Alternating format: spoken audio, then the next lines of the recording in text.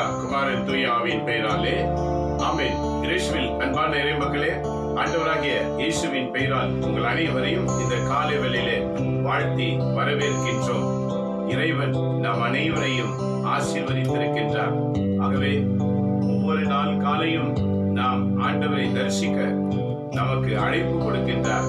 ஆகவே இந்த காலை நேரத்தில் நம்மை நாமே சமர்ப்பணித்து உங்களுடைய வாக்குகள் என் வாழ்க்கைக்கு வெளிச்சமாய் மாறட்டும் ஆண்டவரே என்று அர்ப்பணித்து செபிப்போமா? எங்களை நேசிக்கிற எங்க அன்பு தகப்பனே, இந்த காலைவேளைக்காக உமக்கு நன்றி செலுத்துகின்றோம். ஒவ்வொரு நாள் காலையும் உம்முடைய திருமுகத்தை நோக்கி பார்த்து நாங்கள் செபிக்கும்படி எங்களுக்கு உதவி செய்கிறீரே, உமக்கு நாங்கள் கோடி கோடி நன்றிகளை ஏறெடுக்கின்றோம். தந்தையே, எத்தனை தொலைவான தூரங்களில் இருந்தாலும் இந்த காலமே உம்முடைய வாக்குக்காக காத்திருக்கிற உமது பிள்ளைகள் மேல் உம்முடைய அருட்கரம் இறங்கி வரும்படிக்காக நாங்கள் ஜெபிக்கின்றோம். ஆசீர்வதியும் ஆண்டவரே, ஆசீர்வதியும். அதிகாலையில் என்னை தேடுகிறவன் கண்டடைவான் என்று சொன்னீரே. இந்த காலை நேரத்தில் ஒரு பிள்ளைகளாகிய நாங்கள் பல வேளைகள் இருந்தாலும் உமக்கென்று சில நேரத்தை ஒதுக்கி உம்முடைய முகத்தை காண எங்களுக்கு உதவி செய்திருக்கிறீரே. நன்றி ஆண்டவரே, நன்றி இயேசுவே. ஒவ்வொரு நாளும் எங்களை பாதுகாக்கிறீரே. நன்றி ஆண்டவரே, நன்றி இயேசுவே. இந்த நாளையும் நீர் ஆசீர்வதியும். இந்த நாளுக்குரிய சகல நன்மைகளால் இந்திய வாக்குகளால் நிரப்பும்படிக்காகவே நோக்கி வேண்டுகின்றோம். இறைவன் நீங்க தாமே எங்க அனைவரோடும் கூட இருந்து பாதுகாத்து நடத்துமாறு எங்கள் ஆண்டவர் இயேசுவின் பெயரால் வேண்டி உமது ஆசீர்வாதத்தை நாங்கள் அனைவருமே பெற்றுக் கொள்கிறோம். எங்க நல்ல பிதாவே, ஆமேன், ஆமேன். இயேசுவில் அன்பான இறை மக்களே, இப்போது ஆண்டவரை புகழ்ந்து பாடி இறை வாக்கை கேட்போமாக. Praise the Lord. Hallelujah. இந்த கால வேளையில் நாம் யாவரும் ஆண்டவரை துதிக்கவும் போற்றவும் ஆராதிக்க வந்திருக்கிறோம். ஆகையால் நாம் யாவரும் கரங்களை தட்டி என்றும் ஆனந்தம் இயேசுவிற்கு தருகிறார். ஹalleluya. ஆகையால் நான் துதிப்பேன், நான் அவரை துதித்துக் கொண்டே இருப்பேன் சொல்லி இந்த பாடலை நாம் பாடுவோமாக.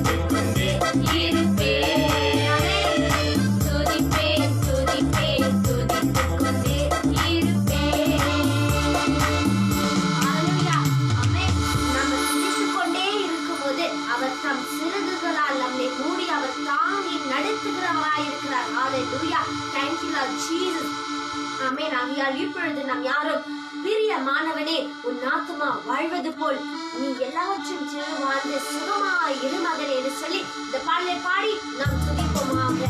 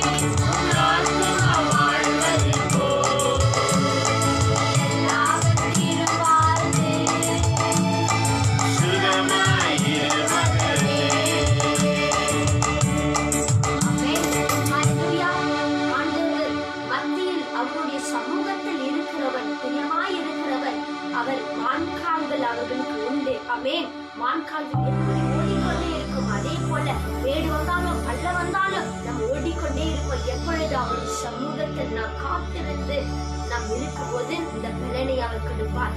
ஆகிய இப்பொழுது நாம் யாரும் கண்களை மூடி நாம் ஜெபம் செய்வோமாக. Hallelujah. Thank you Lord Jesus. நன்றி தகப்பனே. இசப்பா இந்த உன்னதமான நேரத்துல தகப்பனே எங்களை ஒவ்வொருத்தரும் பாதத்துல ஒப்பு கொடுக்கிறோம் இசப்பா. எங்களை அனைவரும் ஆசீர்வாதத்தால நிறைவாகி எங்களை தொழுவீராக தகப்பனே. எப்பொழுது உடைய கருணை எங்க மேல இறங்கட்டும் தகப்பனே. இசப்பா எங்களை ஒவ்வொருத்தரும் பேர் பேராக நீங்க தொழுவீராக. விசேஷமாக தகப்பனே இந்த தொலைக்காட்சி பார்த்து கொண்டிருக்கிற ஒவ்வொரு பிள்ளைங்களை நீங்க தொழுவீராக தகப்பனே. இசப்பா உடைய அபிஷேகத்தால மூடும் இசப்பா. அக்கினி வல்லமையால தொடும் தகப்பனே. ஆனந்த தைலத்தால நிரப்புவீராக தகப்பனே. எங்களை கண்மணி போல் பாதுகாப்பா வச்சது போல ஒவ்வொருத்தரும் நீங்க பாதுகாப்பா வெய்யும் ஆண்டவரே. Lord Jesus, you bless all the people who are watching this channel, Lord. Let it be filled with your power, Lord Master.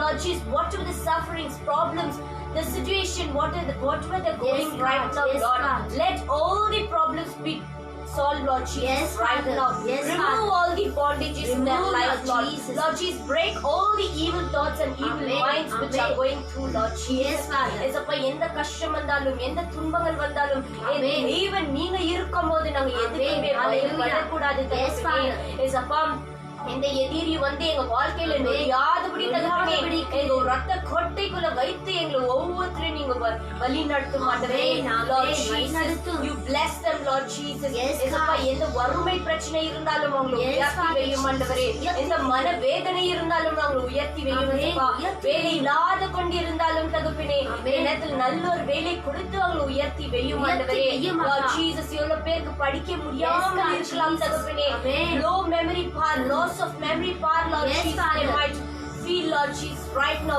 You give You them the remove and knowledge, give them the wisdom, knowledge, understanding, God. Lord Jesus, Amen. Yes, so that Father. they could study well and exceed in their life, Yes, Lord God, Jesus. Jesus. ஏசப்பா, மற்றும் ஒவ்வொருத்தருக்கும் ஒவ்வொரு தாளந்த நீங்க கொடுத்திருக்கீங்க கொடுத்திருக்கீங்க, தகப்பனே. Amen. ஒவ்வொருத்தரும் அது பெருகிற மாதிரி நீங்க ஆசீர்வதிச்சு ராஜ தகப்பனே. Everybody should utilize their Amen. talent, Lord Yes, Jesus. Father. Only it's for you, Lord, not Yes, for any Father. other purpose, Lord. Amen. உலக ஆசைக்கு இச்சை கொடுக்காதபடி தகப்பனே. Amen. இந்த அந்தகார சக்திகள், தீய சக்திகள், பொல்லாத ஆவிகள் நொழியாதபடி எங்களை நீங்க God. ஒவ்வொருத்தரும் நீங்க ஆசீர்வதிப்பீராக. You பாதுகாப்பீராக. protect us, Lord Jesus, by your Yes, wings, Lord. Master. Yes, ஏசப்பா, இந்த Master. நேரத்துல தகப்பனே, உணவுக்கு நேரம் தகப்பனே. Yes, Lord Lord. Jesus, தாகத்தோடு ஏக்கத்தோடு ஒவ்வொரு நாளும் உங்க வார்த்தை முக்கியம் சொல்லிட்டு வராங்களே Yes, தகப்பனே. Lord அந்த Jesus. பிள்ளைங்களை நீங்க You bless each and ஆசீர்வதிப்பீராக. every one, Bless them Lord. abundantly, Lord Amen. Jesus. Yes, It Father is God. you, Lord Jesus, who's gonna tell each and Amen. every word, Lord Jesus. Yes, Every Lord. day, it is you who's gonna tell, Lord Yes, Jesus. Jesus. ஏசப்பா, இந்த நேரத்துல தகப்பனே, இந்த உணவு உனக்கு முன்னாடி தகப்பனே, Amen. எங்களை ஒவ்வொருத்தரையும் நீங்க தூய்மைப்படுத்தும் ஏசப்பா. தூய்மைப்படுத்தும் When we come ஏசப்பா. before you, Lord Jesus, Yes, we Lord. should be holy, Lord Jesus. Amen. Then only we can receive the power. Yes, Then only we Lord can Jesus. receive your food, Lord Amen. Jesus. ஏசப்பா, இந்த நேரத்துல உடைய வார்த்தை கேட்கும்போது ஒவ்வொருத்தர உள்ளத்தை நீங்க ஆராய்ந்து பாருங்க ஆண்டவரே. Let that word touch deep inside Yes, their heart, Father Lord God, Jesus. Lord Jesus, you speak through your word, Lord Amen, Jesus. amen. Let your word change into a medicine, Each and Lord every Jesus. heart, ஏசப்பா, Lord அந்த Jesus. வார்த்தை உங்களுக்குள்ள போகும்போது தகப்பனே, Amen. எல்லா துக்கம் எல்லா சந்தோஷமா மாறும், மாறும் தகப்பனே. Yes, எல்லா Father. நோயில இருந்து விடுதலை நீங்க தருவீராக தருவீராக, தகப்பனே. அப்பா. ஏசப்பா, எல்லா சாபத்துல இருந்து விடுதலை தருவீராக Amen. தகப்பனே. Hallelujah. ஏசப்பா, எல்லாத்துல இருந்து விடுதலை கொடுத்து உங்க Amen. ஆசீர்வாதம் ஆசீர்வதியும், ஆண்டவரே. Amen. Thank you, Jesus. Everything is Thank you, surrendered Lord. into your mighty hands, Lord Yes, Jesus. Father. I close my prayer to Jesus Christ the Lord. Amen. ஆமென் ஆமென். ஆண்டவராகிய இயேசுவே, உம்மை போற்றுகிறோம், புகழ்கிறோம், ஆராதிக்கிறோம், உமக்கு நன்றி செலுத்துகிறோம். இப்பொழுது நாம் யாவரும் இறை உணவுக்காக நாம் காத்திருப்போம்.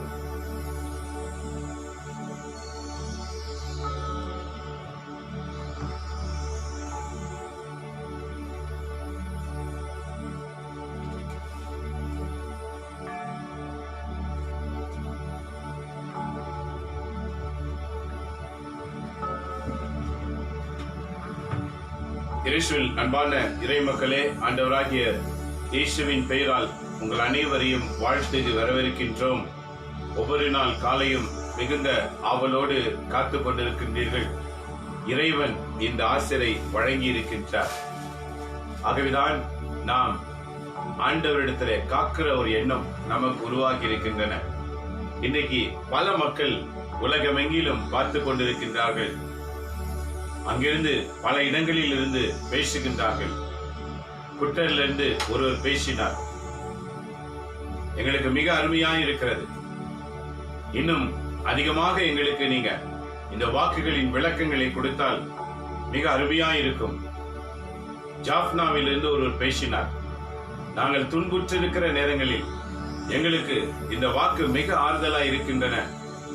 இந்த திருப்பலி வாசகங்களில் இவ்வளவு ஆழம் இருக்கிறதா, இதுவரை நாங்கள் இதை கண்டறிந்து கொள்ளவில்லையே என்று அங்கிருந்து தொலைவான தூரம், அவர் யார் என்று தெரியாது, ஆனால் இந்த தொலைக்காட்சி வழியாக இறைவன் இன்றைக்கு பேசிக் கொண்டிருக்கின்றார்.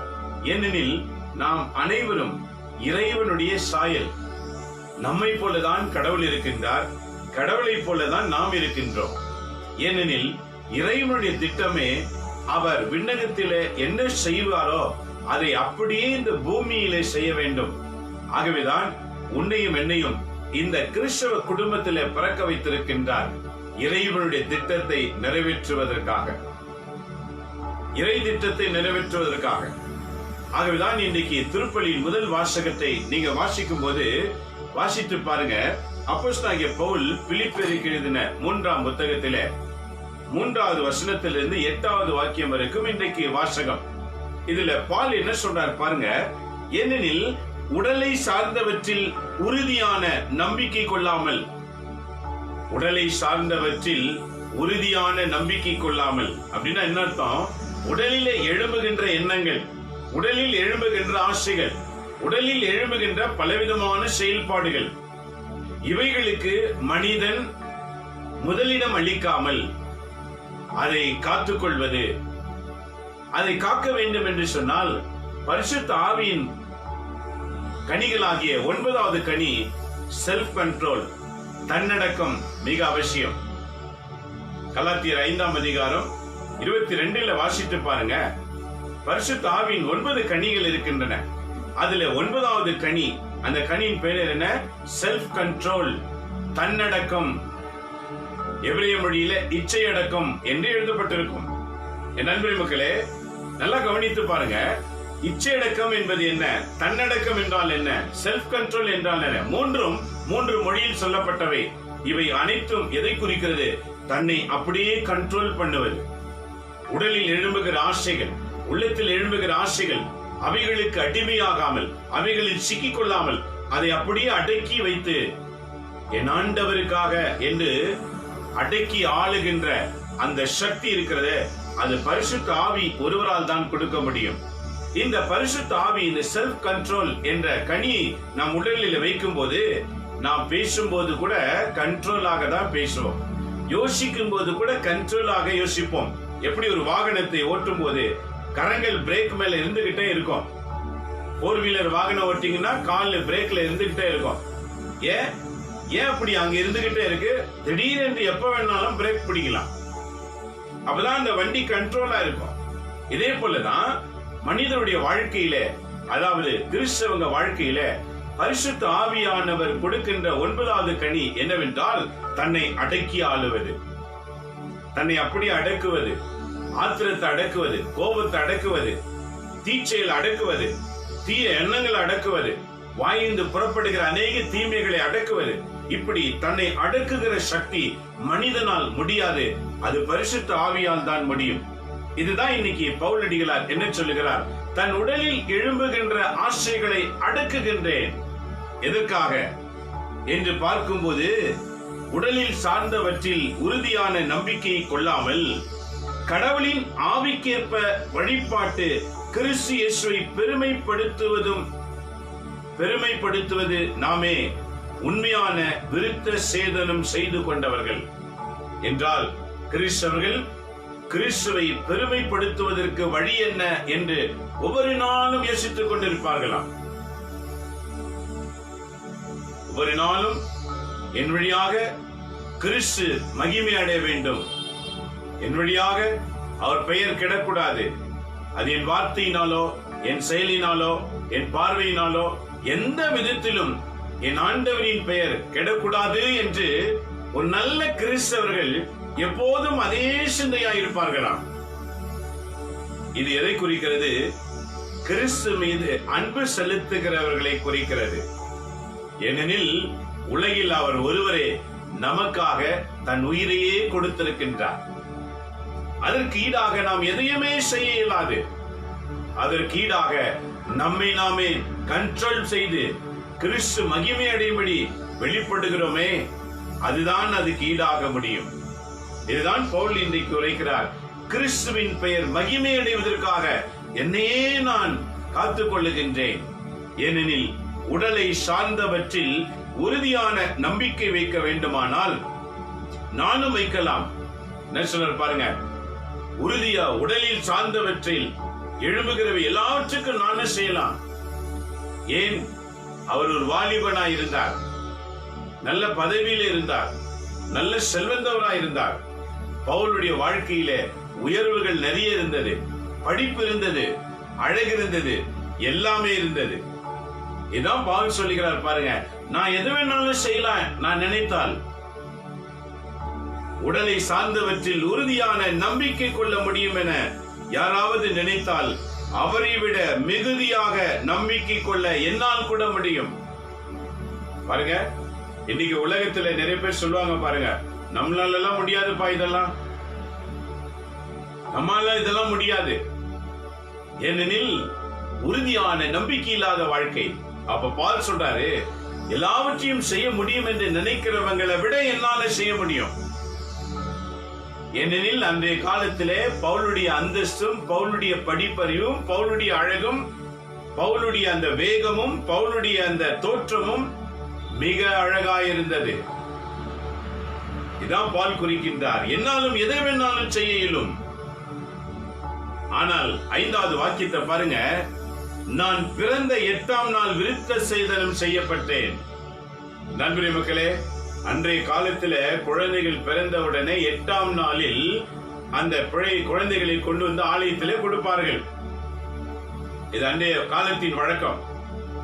இதை முன்னிட்டு தான் இன்றைக்கு கத்தோலிக்க திருச்சபையில குழந்தை ஞானஸ்தானம் உருவானது. முழுகு ஞானஸ்தானத்தை 3 பாகமாக பிரித்து குழந்தையிலே ஞானஸ்தானம், பிறகு 12 வயது வந்தவுடனே புது நன்மை, பிறகு 15 வயது வந்தவுடனே அதுக்கு உறுதி பூசல் என்று 3 பாகங்களாக பிரித்து ஒரு குழந்தை, கிறிஸ்தவ குழந்தை, குழந்தையிலிருந்து 15 வயதுக்குள்ளாக அவங்க முழு கிறிஸ்தவர்களாக மாற வேண்டும் என்று அதை பிரித்து வைத்து திருச்சபையானது செயலாற்றி வருகிறது. ஆக ஒரு குழந்தை பிறந்தவுடனே 8ஆம் நாள் ஆலயத்தில் கொடுக்கப்பட வேண்டும். ஆனா இன்னைக்கு நீங்க யோசிச்சு பாருங்க, ஒரு குழந்தை பிறந்த பிறகு 2 மாதம் 3 மாதம், ஏன் சில பிள்ளைங்க 3 வருஷம் ஆனா கூட ஆலயத்துல கொடுக்கப்படாம, பெயரிடாம இன்னும் வச்சுன்னு இருக்காங்க பல குடும்பங்கள். இது சட்டம். குழந்தை பிறந்தவுடனே 8ஆம் நாளில் ஆலயத்தில் கொடுக்கப்பட வேண்டும். இதுதான் ஆண்டவர் இயேசுவும் பிறந்த 8ஆம் நாளில் ஆலயத்தில் கொடுக்கப்பட்டார். அங்கிருந்த இறைவாக்கினர் இந்த குழந்தை கையில வாங்கின உடனே, ரட்சணியத்தை, மீட்பை என் கண்கள் கண்டது, இப்போது நான் சாக தயார் என்று சொன்னார்.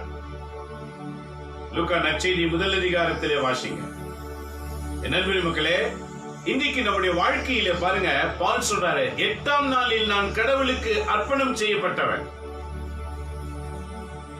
குழந்தை பிறந்த 8ஆம் நாளில் ஆலயத்தில் அர்ப்பணிக்கப்பட வேண்டும். ஆகவே பால் என்ன சொல்றார் பாருங்க, 8ஆம் நாளில் நான் ஆலயத்தில் அர்ப்பணிக்கப்பட்டவன் என்று சொல்லி அடுத்த வாக்கு சொல்லுகிறாரு, இஸ்ரேல் இனத்தவன். நான் எந்த குலம் பாருங்க, நான் இஸ்ரேல் இனத்தை சார்ந்தவன். இஸ்ரேல் என்பது ஆண்டவரால் கொடுக்கப்பட்ட ஆசீர்வாதத்தின் சந்நிதி. பால் உரைக்கிறார், நான் இஸ்ரேல் இனத்தை சேர்ந்தவன், பெஞ்சமின் குலத்தில் பிறந்தவன். பெஞ்சமின் என்பது எந்த குலம்? யாக்கோபுக்கு பிறந்த 12 பிள்ளைகள், அதிலே 11வது பிள்ளையின் பெயர் பெஞ்சமின். பெஞ்சமின் குலத்தில் இருந்து நான் வந்தவன். எந்த அளவுக்கு தன்னை வெளிப்படுத்துகிறார். பெஞ்சமின் யார்? யாக்கோபுக்கு 12 பிள்ளைகள், அதிலே 11வது பிள்ளையின் பெயர் பெஞ்சமின். பெஞ்சமின் குலத்தில் இருந்து வந்தவன். எபிரேய பெற்றோருக்கு நான் பிறந்த எபிரேயன். எபிரேயர் குலத்தில் இருந்து வந்தவன். திருச்சட்டத்தை கடைபிடிப்பதில் பரிசேயன். பாருங்க, பரிசேயர்கள் அன்றைக்கு அனைவருமே என்ன எழுதியிருக்குதோ அதை அப்படியே செய்யணும்னு நினைப்பாங்க. சட்டத்தை தான் கடைபிடித்தாங்களே தவிர வாழ்க்கையில அனுபவிக்கவில்லை. இதான் அவங்க செய்த தவறு. எல்லாவற்றையும் கற்றுக்கொண்டார்கள். 10 கட்டளை கடைபிடிக்கிறதுல வைராக்கியம் கொண்டார்கள். ஆனால் அதை வாழ்வாக்க வேண்டும் என்று நினைக்கவில்லை. இதான் பால் சொல்லுகிறார், சட்டத்தை கடைபிடிப்பதிலே நான் பரிசேயன். ஏனெனில் பரிசேயர்கள் சட்ட ஒழுங்கை சரியாக கடைபிடிப்பார்கள். இதை பால் சொல்லுகிறார், நான் பரிசேயன். 6வது வாக்கியம், திருச்சட்டத்தில் எனக்கு இருந்த ஆர்வத்தால் திருச்சபையை துன்புறுத்தினேன். சட்டத்தை நிறைவேற்ற வேண்டும் என்ற நோக்கில் வாழ்ந்த நான் திருச்சபை துன்புறுத்தினேன் என்றால் பொருள் என்ன? கிறிஸ்தவர்களை துன்புறுத்தினேன் என்று பால் சொல்லுகிறார். திருச்சபை துன்புறுத்தினேன். திருச்சட்டத்தின் அடிப்படையிலான நீதி நெறியை பொறுத்தமட்டில் குற்றமற்றவனாயிருந்தேன். நீதி நெறியை அறியாமல் நான் செய்வதுதான் சரி என்று வாழ்ந்து கொண்டிருந்தேன். ஆனால் 7வது வாக்கியம் சொல்றார், ஆனால் எனக்கு ஆதாயமான இவை அனைத்தும் கிறிஸ்துவின் பொருட்டு இழப்பு என நான் கருதினேன். சட்டத்தை நிறைவேற்ற நான், ஆனால் வாழ்விலே அனுபவிக்காமல் போய்விட்டேன். இன்றைக்கு இயேசு என் வாழ்க்கையில் நுழைந்தாரோ, இவெல்லாவற்றையும் நான் இழந்து விட்டேன். ஏனெனில் 8வது வாக்கியம், உண்மையில் என்னை பொறுத்தமட்டில் என் ஆண்டவராம் இயேசு கிறிஸ்துவை பற்றி அறிவே நான் பெரும் ஒப்பற்ற செல்வமாய் மாறிவிட்டது. இதுவரைக்கும் நான் சட்டத்தை படித்தேன், அதனால் திருச்சபை துன்புறுத்தினேன். என்றைக்கு கிறிஸ்துவை அறிந்து கொண்டேனோ அந்த நாளிலே அவையெல்லாவற்றையும் விட்டுவிட்டு இயேசுவை மற்றும் அறிகிற அறிவிலே நான் பயணிக்கின்றேன். நண்பரே மக்களே, நாமும் கிறிஸ்தவங்க தான். கிறிஸ்துவை பற்றி அறிய வேண்டும் என்ற ஆர்வம் உனக்கு இருக்கிறதா? கிறிஸ்துவ குடும்பத்தில் பிறந்திருக்கிற நீங்க கிறிஸ்துவை பற்றி அறிகிற ஆர்வம், நற்செய்தியிலே அவர் இரக்கத்தின் ஆண்டவர் என்று வெளிப்படுகின்றார். கடிதங்களிலே அவருடைய செயல்பாடுகள் என்ன என்று வெளிப்படுத்துகின்றார். திருவெளிப்பாட்டு நூலிலே அவர் விண்ணுக்கும் மண்ணுக்கும் ஆளுகை செய்கிற ஆண்டவர் என்று காட்டுகிறார். அவருடைய கண்கள் சூரியனை விட பல மடங்கு ஒளி கொண்டவை. விண்ணுக்கும் மண்ணுக்கும் அந்த அளவுக்கு அவர் தோற்றம் கொண்டவர். அவருடைய முகமெல்லாம் ஒளிக்கும் அப்பார் பெற்றவை என்றால் சூரியனை விட பல மடங்கு வெளிச்சமானவை. அவருடைய முழு தோற்றத்தை திருவெளிப்பாடு 1 அதிகாரத்தில் எழுதப்பட்டிருக்கிறது. இதுதான் பவுல் சொல்லுகிறார், கிறிஸ்துவை அறிகிற அறிவினால் நான் இருக்கின்றேன். நீங்க அறிந்திருக்கின்றீர்களா? எத்தனை வருஷமா கிறிஸ்தவர்கள் பேசும்போது பேசுவாங்க பாருங்க, நாங்க என்ன நேற்று பிறந்தவங்களா? கோத்திரமாக கிறிஸ்தவர்கள். நல்லதுதான். கிறிஸ்துவை பற்றி தெரியுமா உனக்கு? கிறிஸ்துவை அறிய வேண்டும் என்ற ஆவல் இருக்கிறதா உனக்கு? அவர் ஏன் மரித்தார், ஏன் உயிர்த்தார், இன்றைக்கு அவர் நிலை என்ன, அவர் எதை எந்த வேலை கொடுத்து விட்டு போனார், நான் இன்னைக்கு எந்த வேலை செய்து கொண்டிருக்கின்றேன், இன்றைக்காவது அறிய வேண்டும் என்ற நோக்கம் இருக்கின்றதா? ஆண்டவர் இயேசு கிறிஸ்துவ இனத்தை உருவாக்கினது ஒரே ஒரு வேலைக்காக தான், பல வேலைகள் செய்வதற்காக அல்ல. விண்ணக தந்தையின் வாக்குறுதிகளை பூமியில் நிறைவேற்றுவது மட்டும்தான். உலகமெங்கிலும் சென்று படைப்பு அனைத்திற்கும் நல்ல செய்தியை போதியுங்கள் என்று சொன்னார். எது நல்ல செய்தி? புதிய ஏற்பாட்டில் இருக்கின்ற 4 புத்தகங்கள், மத்தேயு, மார்க்கு, லூக்கா, யோவான், அதில் என்னெல்லாம் இருக்கிறது அதான் நற்செய்தி என்று புதிய ஏற்பாட்டில் பெயர் பெற்றவை.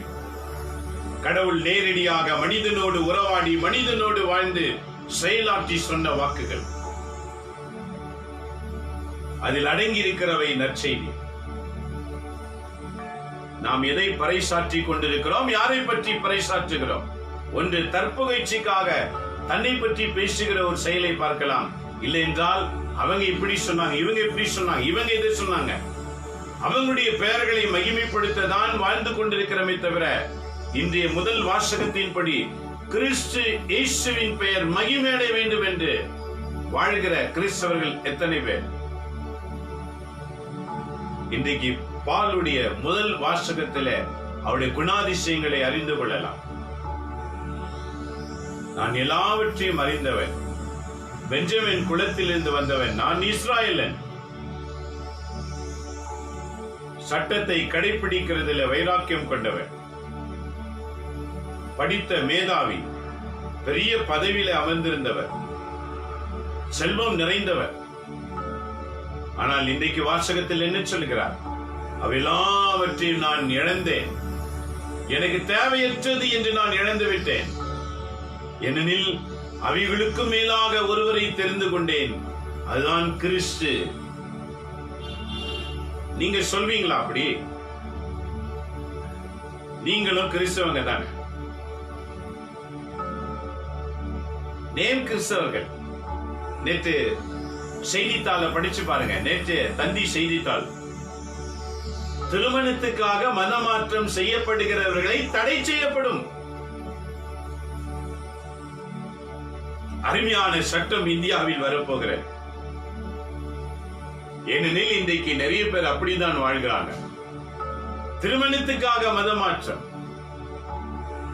கிறிஸ்துவுக்காக அல்ல. பாலுடைய வாசகங்கள் இன்றைக்கு எதை குறிக்கிறது? சகல சட்டங்களை அறிந்த நான் கிறிஸ்துவை அறிய வேண்டும் என்ற நோக்கம் வந்தவுடனே அந்த சட்டங்கள் எல்லாம் புடியானது. ஏனெனில் கிறிஸ்து சொல்லுகிற ஒவ்வொரு வாக்கும் சட்டங்களுக்கும் மேலாயிருக்கின்றன. அதை கடைபிடிக்கும் போது வாழ்க்கையில் ஒரு மகிமையான மகிழ்ச்சி. இதை கேட்டுக்கொண்டிருக்கிற நண்பர் மக்களே, நீங்க யாருக்காக வாழ்ந்து கொண்டிருக்கிறீர்கள்? உங்கள் எண்ணமெல்லாம் நான் இன்றைக்கு எவருக்காவது நல்ல செய்தி ஒருவருக்காவது சொல்ல வேண்டும் என்ற நோக்கத்தில் வாழ்கிறீர்களா? நான் அனுபவிக்கின்ற அந்த இன்பம் வையகத்தில் இருக்கிற அனைவருக்கும் சார வேண்டும் என்று ஏதாவது முயற்சி செய்கிறீர்களா? ஆயிரக்கணக்கில் கூட்டத்தை கூட்டி பேசுவது ஒரு சிலருக்கு இருக்கலாம். ஆனால் உன்னிடத்தில் ஆண்டவர் எதிர்பார்ப்பது என்ன? ஒரு நாளைக்கு ஒருவருக்காவது இந்த நல்ல செய்தி உன் வழியாய் சென்றிருக்க வேண்டும். நீ சாவதற்கு முன்பதாக ஒரு 12 பேராவது இறை பணிக்கு நீ ஆயத்தப்படுத்தி இருக்க வேண்டும். நீ விட்டு சென்ற பணியை அவர்கள் தொடர்கிற அளவுக்கு நீ தயார்படுத்தியிருக்க வேண்டும். இதுதான் கிறிஸ்தவர்களுடைய கொள்கையாயிருக்க வேண்டும் என்று கிறிஸ்து உலகிலே வாழ்ந்து காட்டினார், செய்து காட்டினார்.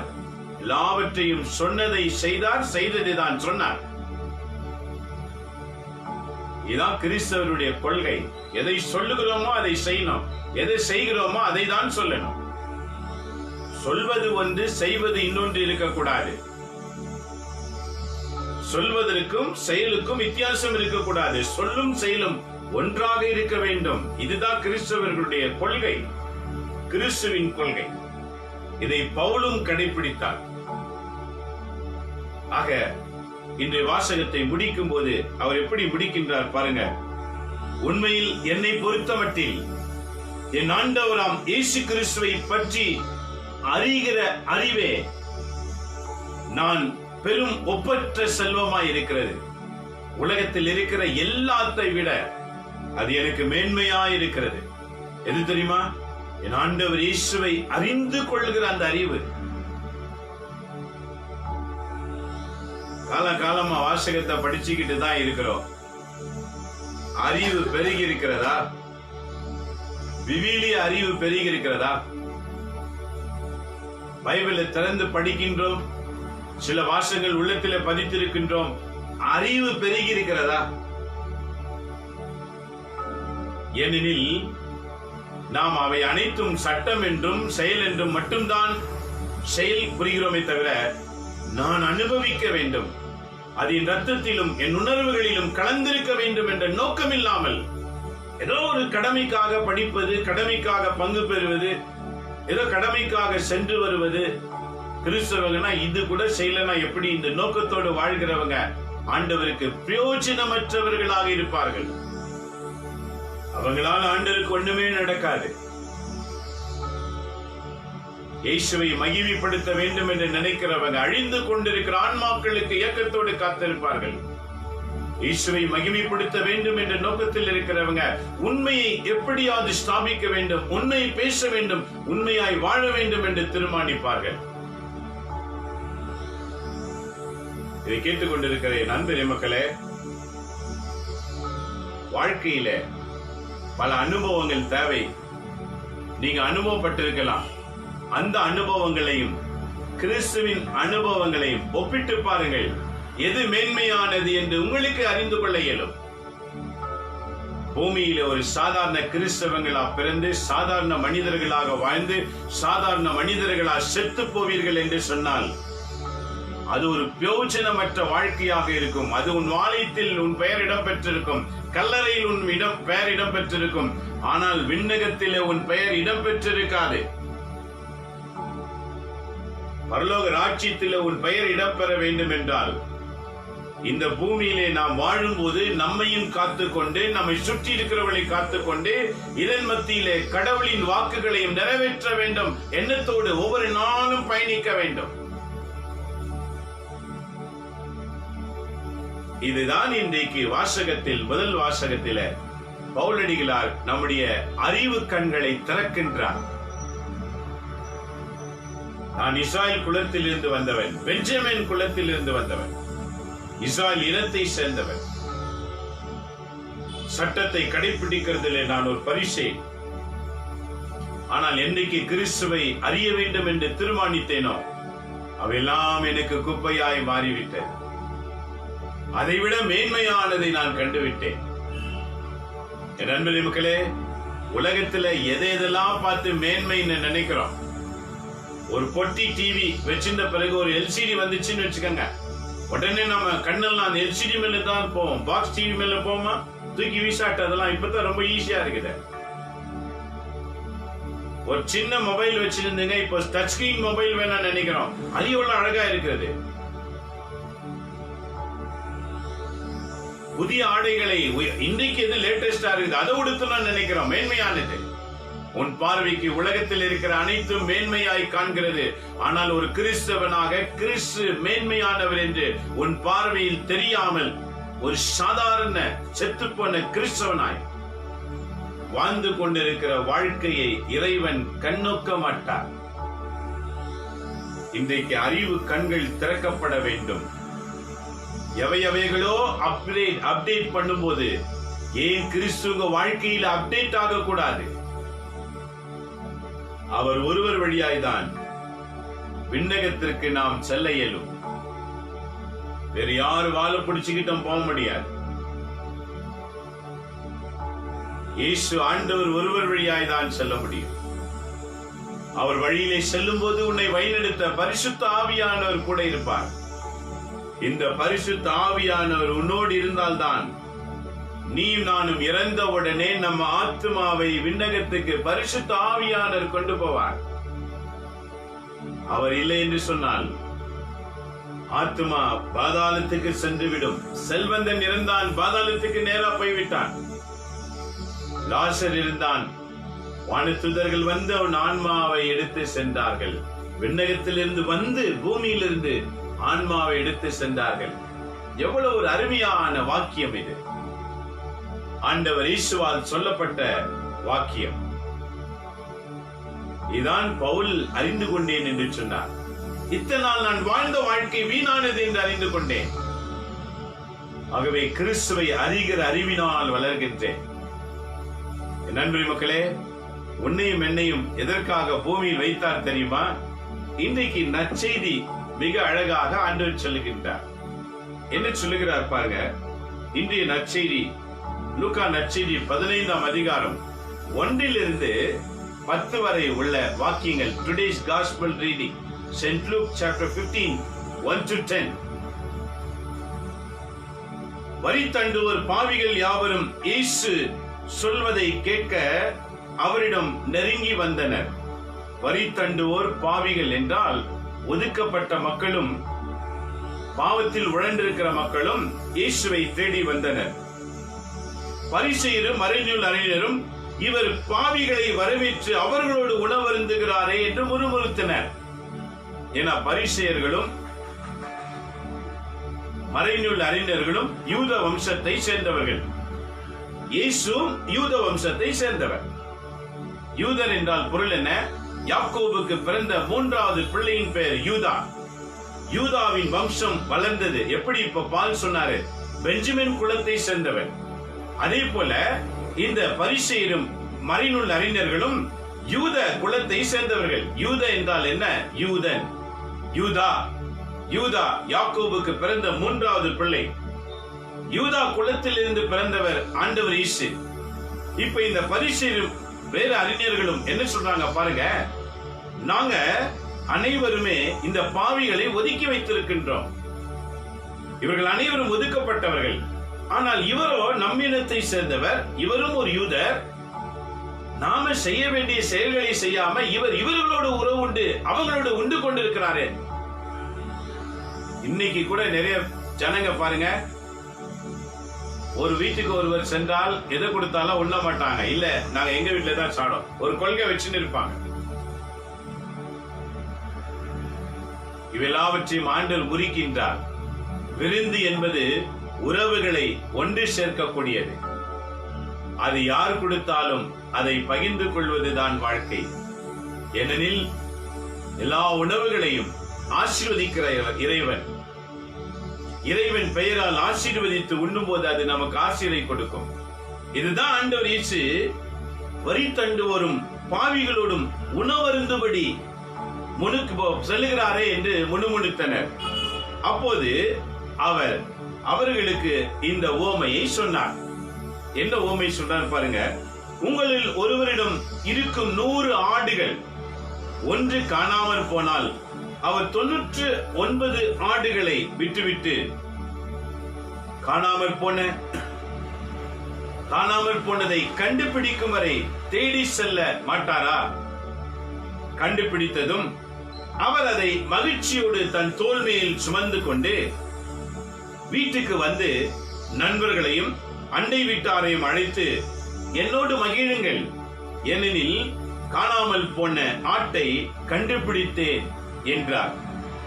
அதுபோலவே மனமாறாத தேவையில்லாத 99 நேர்மையாளர்களை குறித்து உண்டாகும் மகிழ்ச்சியை விட மனமாறிய ஒரு பாவியை குறித்து விண்ணுலகம் மிகுதியான மகிழ்ச்சி உண்டாகும் என நான் உங்களுக்கு சொல்லுகின்றேன். இவை அனைத்தும் இன்றைய வாழ்கிற கிறிஸ்தவர்களாகிய நமக்கு பொருந்தும். அன்றைய காலத்தில் எப்படி பரிசேயரும் அறிஞர்களும் இதைதான் செய்து கொண்டிருந்தார்கள். அவர்களும் இறைமக்கள் தான், இஸ்ராயல் குலத்தை சேர்ந்தவர்கள் தான், 10 கட்டளைகளை நிறைவேற்றுகிறவர்கள் தான். ஆனால் அவங்க வாழ்க்கையில பலரை ஒதுக்கி வைத்திருந்தார்கள், சேர்த்து வைக்கவில்லை. இந்த காரியத்தை தான் ஆண்டவர் உடைத்தார். ஏன் உடைத்தார்?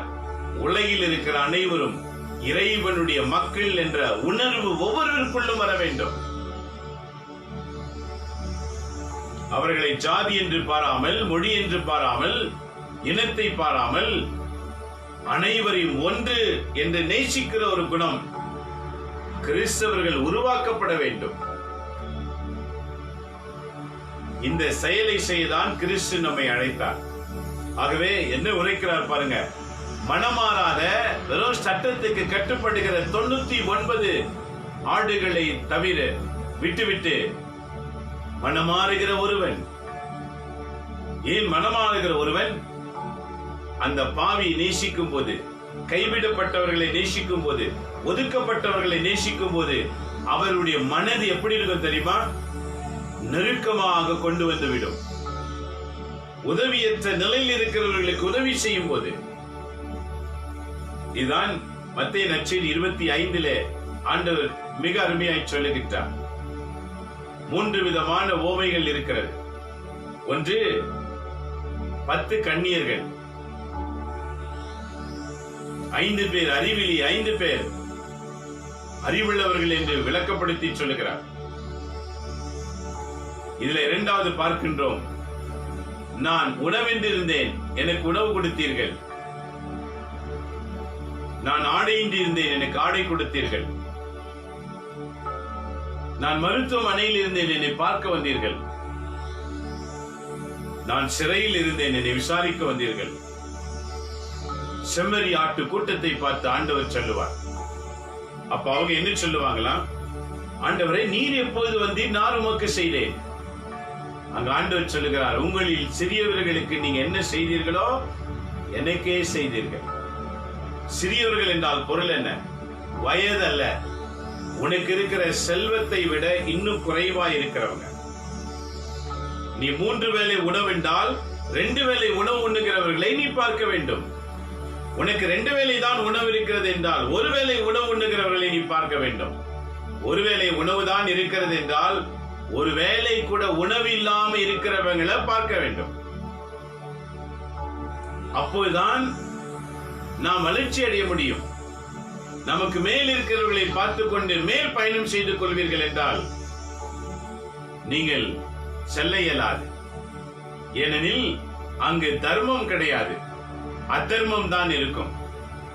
அதர்மம் எங்கு வரும்?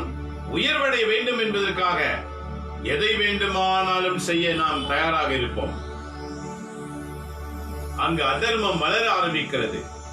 தர்மம் எப்போது வளர ஆரம்பிக்கின்றது?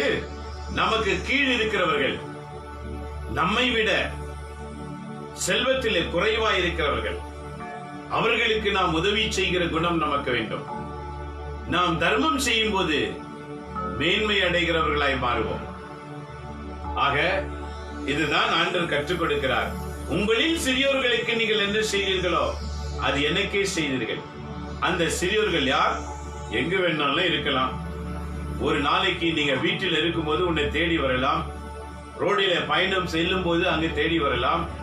இல்ல நீங்க ஆலயத்தில் இருக்கும் போது அங்கு வளாகத்துல பிச்சை கேட்கிறவர்கள் நிறைய பேர் இருக்கிறாங்க பாருங்க. பேதுரும் யோவானும் ஆலயத்துக்கு பிரவேசிக்கும் போது ஒருவன் பிச்சை கேட்டுக் கொண்டிருந்தான். அவங்க பார்த்து சொன்னாங்க, பொன்னோ வெள்ளியோ எங்க கிட்ட கிடையாது, ஆனா அதை விட விலையேற பெற்ற ஒருவர் இருக்கின்றார், அவரை கொடுக்கின்றோம். அவர் பெயர் இயேசு, அவர் உனக்கு குணம் கொடுப்பார், வேணுமா? அவன் தயாரா இருந்தான். இயேசுவின் பெயரால் எழுந்து நடன எழுந்து நடக்க ஆரம்பித்தான். பல வருஷம் ஆலயத்தில் பிச்சை கேட்டுக் கொண்டிருந்த அவன், பிச்சைக்காரனாய் இருந்த அவன் கடவுளை போற்றும்படி ஆலயத்துக்கு உள்ளே நுழைந்தான். அந்த வழிக்கு யார் காரணம்? சீடர்கள் காரணம். இன்றைக்கு இதே போன்ற செயலை செய்தான் கிறிஸ்தவர்களாக நம்மை ஆண்டவர் உருவாக்கி வைத்துக் கொண்டிருக்கின்றார். ஆனால் நாமோ அறியாமல் சுய விருப்பத்துக்காக, சுய திட்டத்துக்காக, சுய செயலுக்காக ஒவ்வொரு நாளும் அதையே கவனமாய் வைத்து வாழ்ந்து கொண்டிருக்கின்றோம். நம்மை குறித்தே கவலை. ஆக ஆண்டவர் சொல்லுகின்றார், ஒரு பாவி மனம் மாற்றுவது விண்ணகத்தில் ஒரு பெரிய விருந்தே நடைபெறும். அந்த மனமாற்றத்திற்கு உதவியாயிருக்க வேண்டியவர்கள் கிறிஸ்தவர்கள். இன்றைக்கு ஏன் குடும்பத்திலே குடிக்காரர்கள் இருக்கிறார்கள்? ஏன் இன்றைக்கு குடும்பங்களிலே பாவிகள் இருக்கிறார்கள்? நல்ல கிறிஸ்தவன் அந்த வீட்டிலே உருவாக வேண்டும் என்பதற்காக தான். ஒரே ஒருவர் உருவாகினால் அந்த முழு குடும்பமே மாறிவிடும். என் அன்பு மக்களே, சிந்தனை செய்து பாருங்கள்.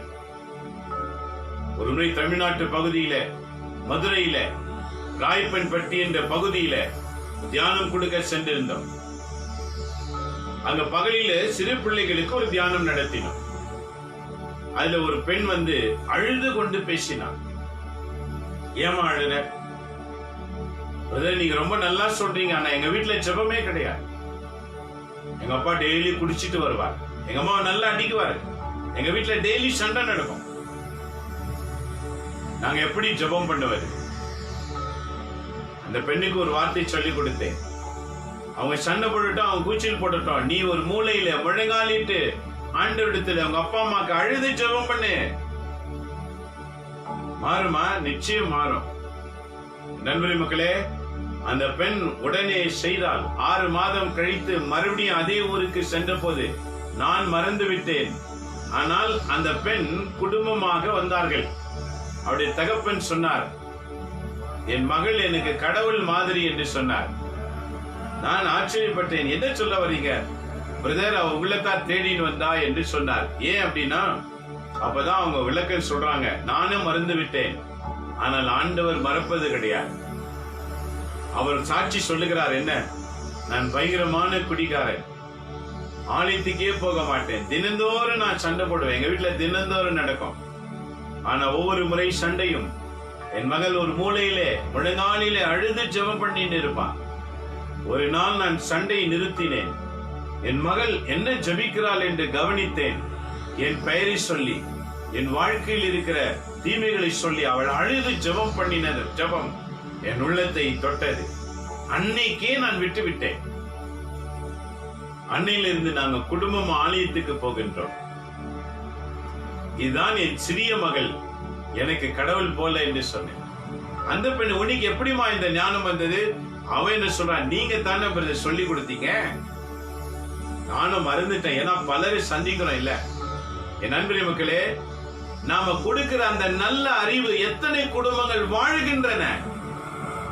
இதைதான் இன்றைக்கு ஆண்டவர் சொல்லுகின்றார். மனமாறுகிற ஒரு பாவி விண்ணகத்துல பெரிய ஆரவாரம் இருக்கும். மனமாற்றம் அடையாத பலர் இன்றைக்கு நம்மை சுற்றி இருக்கின்றார்களே. நாம் கண்ணால் பார்க்கின்றோம், ஐயோ பாவம் என்று சொல்லுகிற ஒரு புறம், இன்னொரு புறம் அகங்காரி அழிந்து போறான் சொல்லுகிற இன்னொரு புறம். இப்படி நம்ம வாழ்க்கையில பலவற்றை சொல்லி வாழ்கிறதினாலே பாவி மனமாற்றம் அடைய முடியுமா? ஜெபிக்க ஆரம்பிக்க வேண்டும். அவர்கள் மனமாற்றத்திற்கு நாம் உறுதுணையா இருக்க வேண்டும். இதுதான் ஆண்டவர் பூமியிலே கிறிஸ்தவர்களுக்கு கொடுக்கப்பட்ட பணி. என் அன்பு கிறிஸ்தவர்களே, இன்றைய நற்செய்தி வாசகம் நமக்கு எவ்வளவு அழகா இருக்கின்றது. மனமாற்றம் அடைகிற ஒருவர் நிமித்தம் விண்ணகத்திலே ஒரு பெரிய கொண்டாட்டமாய் இருக்கிறது. இது ஆண்டவர் இயேசு சொன்ன செய்தி. நீ மனமாறினால், நீ ஒரு நல்ல கிறிஸ்தவனாய் மாறினான், அப்போஸ்தலனாகிய பவுலை போல, ஐயோ நான் கிறிஸ்துவை அறிகிற அறிவிலே வளர்ச்சி அடைவேன், அந்த எண்ணம் உனக்குள்ள வளரணும். சுயத்துக்காக, சுகத்துக்காக, தேவைக்காக வாழ்கிற வாழ்க்கையை ஒதுக்கிவிட்டு நான் கிறிஸ்துவுக்காக வாழ்வேன். அப்போது பாருங்க, உங்க வீட்டிலும் சாட்சி, நீங்க வேலை செய்கிற இடத்துல நீங்க உயர்த்தப்படுவீர்கள். வீதியிலே நீங்க பயணிக்கும் போது உன்னை தேடி வருகிறவர்கள் அமைதியை பெற்று செல்வார்கள். இவை உலகத்தில் இருக்கிற அனைவருக்கும் கொடுக்க இறைவன் நம்மை உருவாக்கி இருக்கின்றார். நமக்கு எத்தனை நண்பர்கள் இருக்கிறார்கள் கணக்கு போட்டு பாருங்க. அந்நிய இனத்தார் எத்தனை நண்பர்கள் நமக்கு இருக்கிறார்கள். அந்நிய இனத்தை சார்ந்தவர்கள் நண்பர்கள் நமக்கு இல்லாம இருக்கிறார்கள். எத்தனையோ நண்பர்கள். அந்த நண்பர்கள் மத்தியில நாம் சாட்சி உள்ளவர்களாக வாழ வேண்டும். இதுதான் இன்றைய நற்செய்தியின் விளக்கம். கிறிஸ்துவ வாழ்க்கை என்பது சடங்கு வாழ்க்கை அல்ல. அன்றைக்கு பரிசெயரும் சதிசெயரும் சடங்காக, சட்டமாக தான் வாழ்ந்து கொண்டிருந்தார்கள். சட்டத்தை நிறைவேற்ற அல்ல, சட்டத்தை வாழ்ந்து காட்டுவதற்காக அழைக்கப்பட்டவர்கள் நாம். கிறிஸ்தவர்கள் வாழ்ந்து காட்டுகிறவர்கள். சொல்லி காட்டுகிறவர்களோ செய்து காட்டுகிறவர்களோ மட்டுமல்லாமல் வாழ்ந்து காட்டுகிறவர்கள். என் வாழ்க்கை தான் அதற்கு சாட்சி என்று சொல்லுகிறவர்கள். இதான் இன்னைக்கு பால் சொல்றாரு. எனக்கு இருக்கிறதுக்கு எது வேணாலும் நான் செய்திருக்கலாம். 8ஆம் நாளில் என்றைக்கு என்னை ஆலயத்தில் பிரதிஷ்டை பண்ணார்களோ அன்னையிலிருந்து கடவுள் என்னை அவருக்கென்று ஏற்றுக்கொண்டார். ஒருவேளை இதுக்கப்புறம் உங்க குடும்பங்கள்ல குழந்தை பிறந்தால் தயவுசெய்து 8ஆம் நாளில ஆலயத்துல கொண்டு போய் கொடுத்துடுங்க. சாஸ்திர சம்பிரதாயம் பணம் இருந்தாக்கா அதெல்லாம் யோசிக்காதீங்க. இன்னைக்கு அப்படிதான் போயிடுச்சு. பணம் இருந்தாதான் பேர் சுட்டு விழா. பணம் இல்லைன்னு சொன்னா பணம் வரட்டும், அது வரைக்கும் காத்துட்டு இருக்கோம். உன் பிள்ளையின் ஆத்துமத்தை கொள்ளாதீங்க. குழந்தை பிறந்த 8ஆம் நாளில் ஆலயத்துல கொடுங்க. இதுதான் திரு விவிலியத்தின் வாக்கு. இதுதான் இயேசுவும் நிறைவேற்றினார். இதான் நாமும் நிறைவேற்றினோம். எனக்கு 8ஆம் நாளில் ஆலயத்தில் திருமுழுக்கு கொடுக்கப்பட்ட வாழ்க்கை. ஆகவேதான் ஒருவேளை இந்த பணியிலே நான் வந்துவிட்டேன் என்று நினைக்கின்றேன். என் அன்பு மக்களே, விவிலிய வாக்குகளை நிறைவேற்றுகிற பெற்றோர்கள் ஆண்டவருக்கு தேவை. நீங்க நிறைவேற்றினால் உங்கள் பிள்ளைகள் அதே போல வாழ தொடங்குவார்கள். ஆகவே இந்த நற்செய்தியில் ஆண்டவர் சொன்னது போல நம்மை நாமே மாற்றிக்கொள்வோம். அது மாத்திரமல்ல, தொடர்ந்து நற்செய்தி பாருங்க. பெண் ஒருவரிடம் இருந்த 10 திராமாக்களுள் ஒன்று காணாமற் போய்விட்டால் அவள் எண்ணெய் விளக்கில ஏற்றி வீட்டை பெருக்கி அதை கண்டுபிடிக்கும் வரை கவனமாய் இருப்பாள் அல்லவா? கண்டுபிடித்த பின் அவர் தோழியிடம், அண்டை வீட்டார் அனைவரையும் என்னோடு மகிழுங்கள், ஏனெனில் காணாமற் போன திராக்மாவை கண்டுபிடித்தேன் என்று சொல்வார் அல்லவா?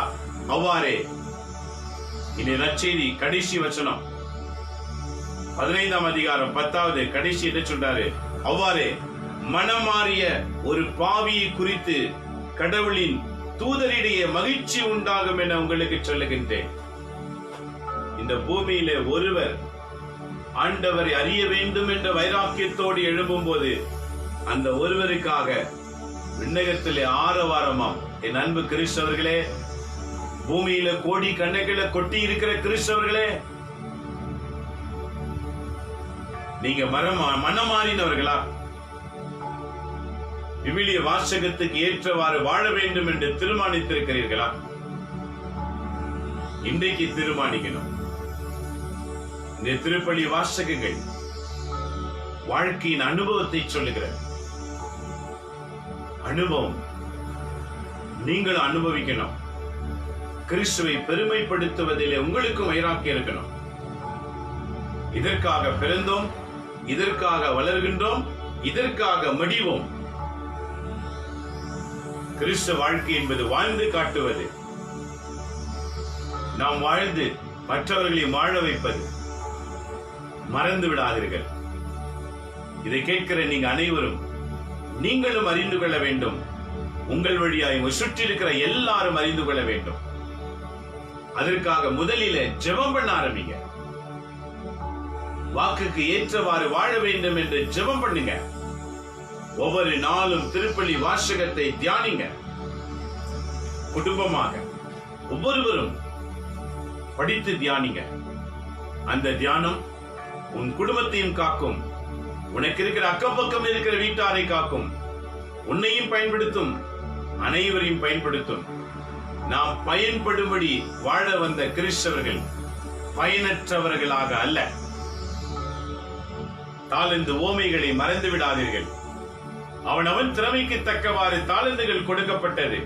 ஒருவனுக்கு 5, ஒருவனுக்கு 2, ஒருவனுக்கு 1. 5 பெற்றவன் 10 ஆக்கினான், 2 பெற்றவன் 4 ஆக்கினான், 1 பெற்றவன் புதைத்தான்.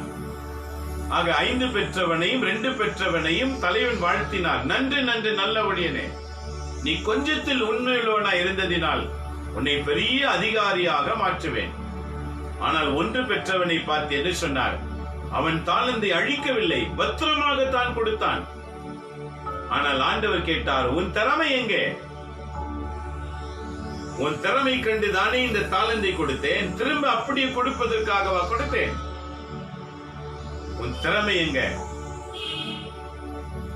இவனை கொண்டு போய் அங்கலாய்ப்பும் இருள் சூழ்ந்த இடத்துல தள்ளிடுங்க. இவன் பிரயோஜனமற்றவன். என் அன்பு கிறிஸ்தவர்களே, உன்னால ஆண்டவருக்கு பிரயோஜனம் இல்லை என்றால் அடுத்த வாக்கியம் இருளும் அங்கலாய்ப்பும் இடம் காத்துக் கொண்டிருக்கிறது என்பதை மறந்து விடாதீர்கள்.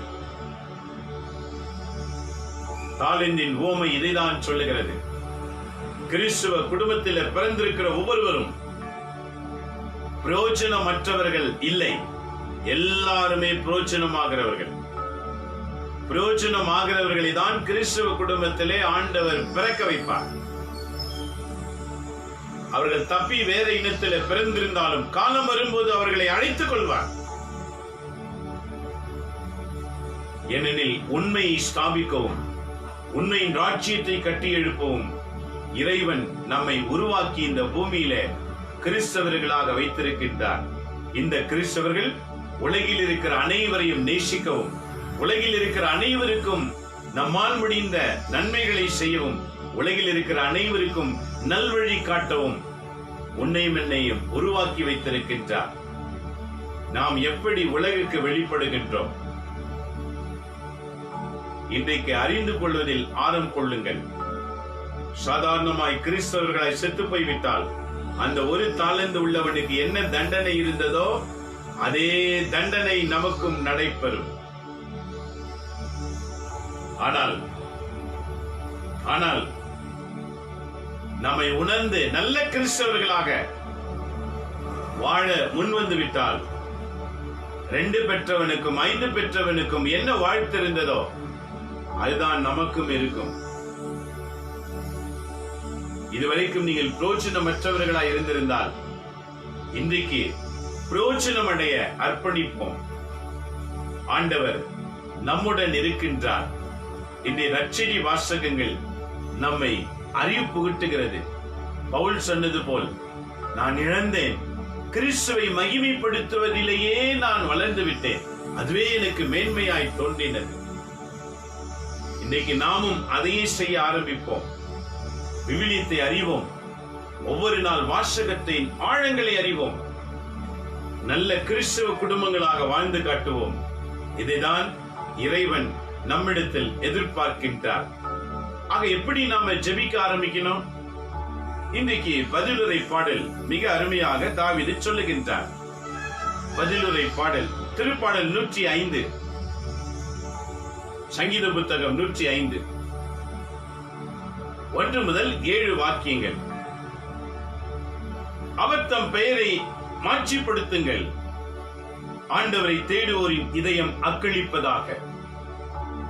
ஆண்டவரையும் அவரது ஆற்றலையும் தேடுங்கள். அவரது திருமுகத்தை இடையிறாது நாடுங்கள். தாவீது எப்படி ஜெபிக்கணும்னு சொல்லி கொடுக்கிறார். இடையிறாதுன்னா என்ன அர்த்தம்? நேரம் கிடைக்கும் போதெல்லாம் ஆண்டு சமூகத்துல போய் உட்காருங்கன்னு சொல்றார். நேரம் கிடைச்சா டிவி பார்க்கலாம், நேரம் கிடைச்சா நண்பர்களை சந்திக்கலாம், நேரம் கிடைச்சா எது வேணாலும் செய்யலாம், நேரம் கிடைச்சா அதெல்லாம் தவிர்த்து விட்டு உனக்கு கிடைக்கிற நேரம் எல்லாம், உன் வேலை முடிந்த நேரம் எல்லாம் ஆண்டவர் முகத்தை தேடு. இன்றைய பதிலுரை சங்கீத பாடல். அவர் செய்த வியத்தகு செயல்களை நினைவு கூறுங்கள்.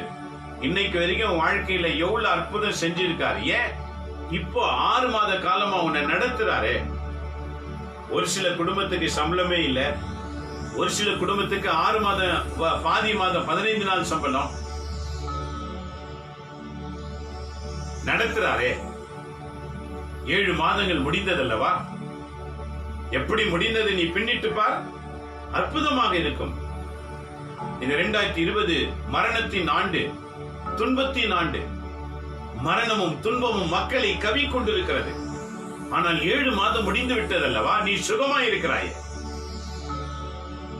இது ஆண்டவர் செய்த அற்புதம். அதான் சொல்லுகிறார். அவர் செய்த வியத்தகு செயல்களை நினைவு கூறுங்கள். அவர் தம் அருஞ்செயல்களையும் அவர் வாய் முடிந்த நீதி தீர்மானங்களையும் நினைத்து பாருங்க. அவர் கொடுத்த வாக்கை நிறைவேற்றுகிறவர். உன் தலைமுறை நிறைவரைக்கும் நான் உன்னோடு கூட இருப்பேன். இம்மானுவேல் ஆகிய இயேசு உன்னோடு இருக்கிறேன் என்பதை செய்து காட்டிக் கொண்டிருக்கின்றார். அவரின் ஊழியராம் ஆபிரகாமின் வழிமரபினரே, அவர் தேர்ந்து கொண்ட யாக்கோபின் பிள்ளைகளே, அவரே நம் கடவுளாகிய ஆண்டவர். அவரின் நீதி தீர்ப்புகள் உலகம் அனைத்துக்கும் உரியதாயிருக்கின்றன. உலகில் வாழ்கிற நாம் அனைவருக்கும் உரியவை. நாம் அனைவரும் ஒரே இனத்திலிருந்து வந்தவர்கள். உலகம் வேண்டுமானாலும் பெயரளவிலே, மொழி அளவிலே, இனத்தின் வடிவிலே பிரித்து வைத்திருக்கலாம். அது உலகத்திலே மட்டும்தான். விண்ணகத்திலே அவர் பார்வையிலே ஆண் பெண் 2 தான். அவருக்கு பெயர் முக்கியம் அல்ல, மொழி முக்கியம் அல்ல, இனம் முக்கியம் அல்ல. நன்மை செய்கிறவர்கள் எங்கிருக்கின்றார்களோ, நல்லது பேசுகிறவர்கள் எங்கிருக்கின்றாரோ அங்கு அவர் இருப்பார். நீ நானும் மொழியை பார்த்து இனத்தை பார்த்து வாழ்கிற அந்த வாழ்க்கை கிடையாது. நமக்கு மொழியும் அல்ல, இனமும் அல்ல, எல்லாமே நமக்குரியதுதான். எல்லாருமே நமக்குரியவர்கள் தான். நாம் அனைவரும் ஒரே குடும்பத்தில் இருந்து வந்தவர்கள். கடந்த நாட்களில் அறிவித்தோம் அல்லவா? ஆதாமை தொடங்கி நோவா வரைக்கும் மக்கள் அழிக்கப்பட்டார்கள். பிறகு நோவாவின் 4 குடும்பங்கள், நோவாவின் மனைவி, நோவாவின் 3 ஆண் பிள்ளைகள், அவருடைய மனைவி, கணவன் மனைவி, 4 குடும்பங்களுடைய வம்சம் தான் இன்னைக்கு பூமியிலே நிரம்பி கிடக்கிறது. இதை உணர்த்தினவர்கள் யார்? விவிலியத்தை அறிந்துகிற அறிவிலே தானே இது வளர்ச்சி அடையும். இன்றைக்கு ஏன் நாம் மொழி பார்க்க வேண்டும், இனம் பார்க்க வேண்டும்? நாம் அனைவரும் ஒரே மக்கள், இறைவனால் பூமிக்கு அனுப்பப்பட்டவர்கள். நன்மை செய்கிறவன் அவருடைய சாயல், உண்மை பேசுகிறவன் அவர் சாயல். அந்த இனம் மட்டும்தான் விண்ணகத்துக்கு செல்லும். நீ நன்மை செய்தால் ஆண்டவர் உன்னை நினைவு கூறுவார். நல்லது பேசினால் நினைவு கூறுவார். அவர் முகத்தை ஒவ்வொரு நாளும் தேடும் போது அவர் உன்னை நினைவு கூறுவார். நீ வரும் மனுஷிலே நான் நினைச்சுன்னு இருக்கேன், நான் நினைக்காத நாளே கிடையாது. நீ தேவையற்றவன். உன் நினைவு யாருக்கு தேவை? உன்னை பார்க்கணும்னு நான் நினைச்சுக்கிட்டு இருந்தா பாத்திர முடியுமா? உன்னை நான் தேடி வந்தாதான் அதுக்கு அர்த்தம். இன்னைக்கு நம்ம வாழ்க்கையில இப்படி நான் நினைச்சுனே இருக்க, நினைக்காத நாளே கிடையாது. உன்னை நீ ஏமாற்றி கொண்டிருக்கிறாய். வெளியே வா, ஆண்டவர் முகத்தை தேடு, அவரை பார்க்கணும்னு சமயத்தை, நேரத்தை ஒதுக்கு. குடும்பமா இணைஞ்சு ஆண்டவர் முகத்தை தேடுவதற்கு சமயத்தை ஒதுக்கி வைங்க. தனிமையிலே ஆண்டவரோடு இணைய வேண்டும் என்று தனிமையான ஜெபத்துக்கு நேரத்தை ஒதுக்குங்க. இது ஆண்டவர் நம்மிடத்துல எதிர்பார்க்கின்றார். நாம நினைக்கிறதுனால் அடைய முடியாது. அது அடைய வேண்டும் என்றால் அவர் முகத்தை தேடி செல்ல வேண்டும், அவரோடு பேச வேண்டும்.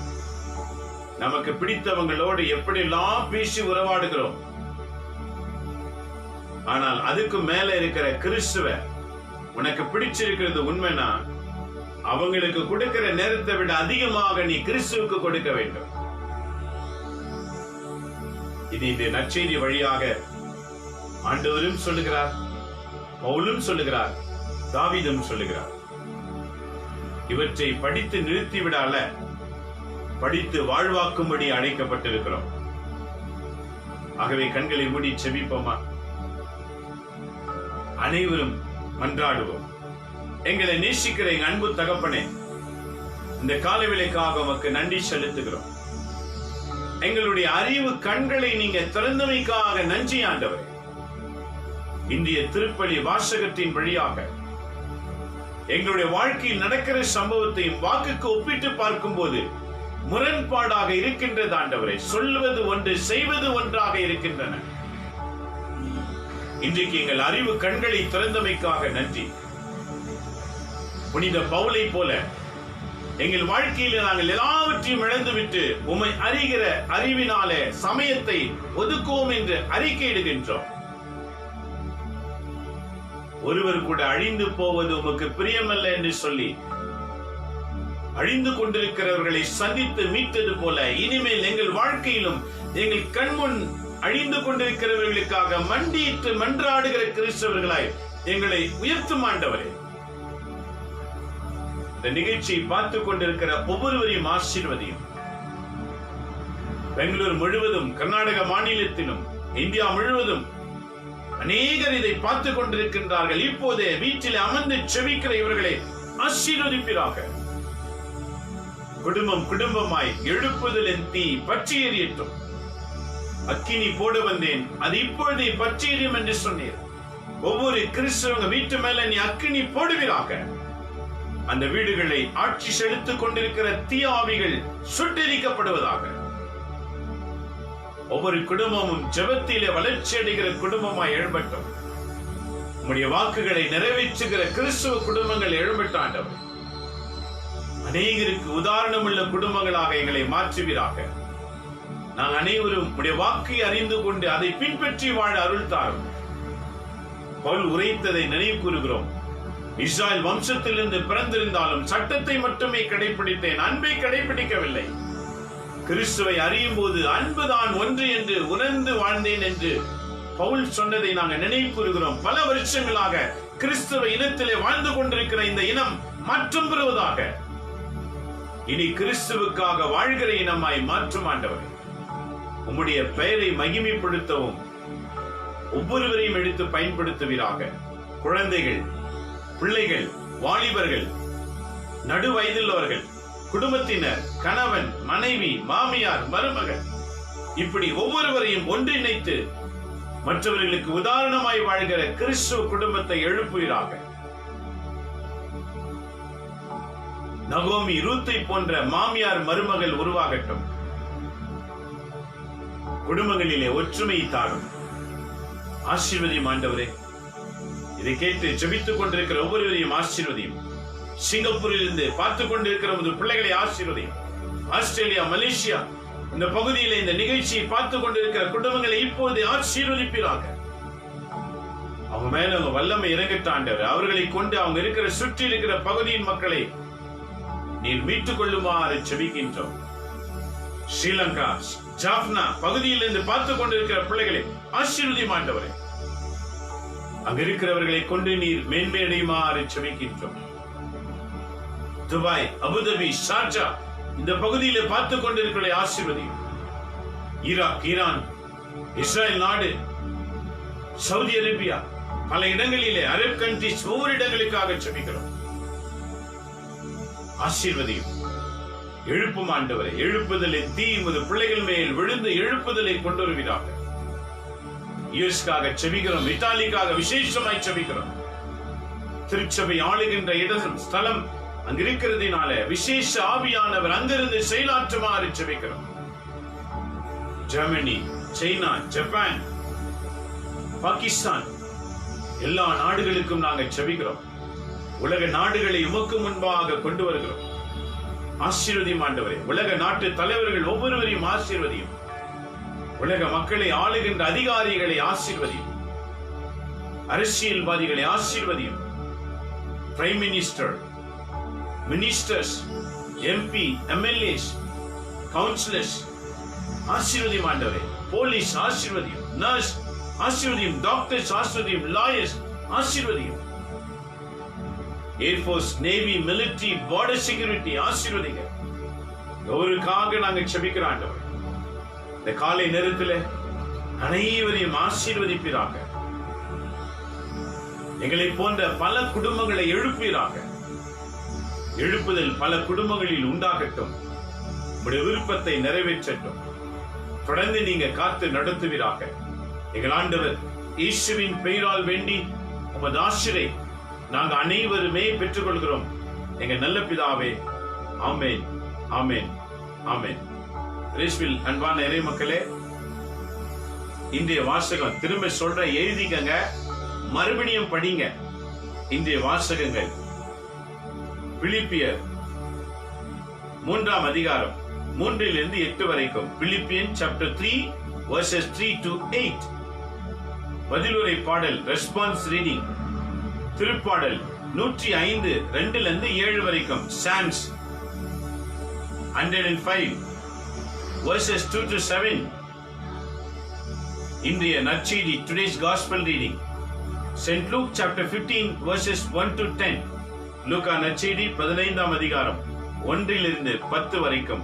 மறந்துடாதீங்க, மறுபடியும் குடும்பமா இணைந்து படிங்க.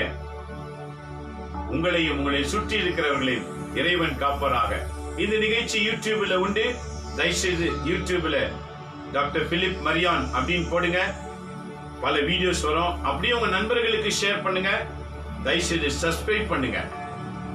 ஏனெனில் சப்ஸ்கிரைப் பண்ணினீங்கன்னா இந்த நிகழ்ச்சி உடனே உங்க மொபைலுக்கு டக்குன்னு வந்து சேரும். நீங்க வீட்டில் இருந்த அதை பார்க்கலாம். ஆகவே இறைவன் உங்களையும் உங்க வீட்டாரையும் ஆசீர்வதிப்பாராக. Again we'll meet tomorrow. Until that, God bless you. நாளை காலை 7:30 சந்திப்போம். உங்கள் அனைவரையும் இறைவன் ஆசீர்வதிப்பாராக.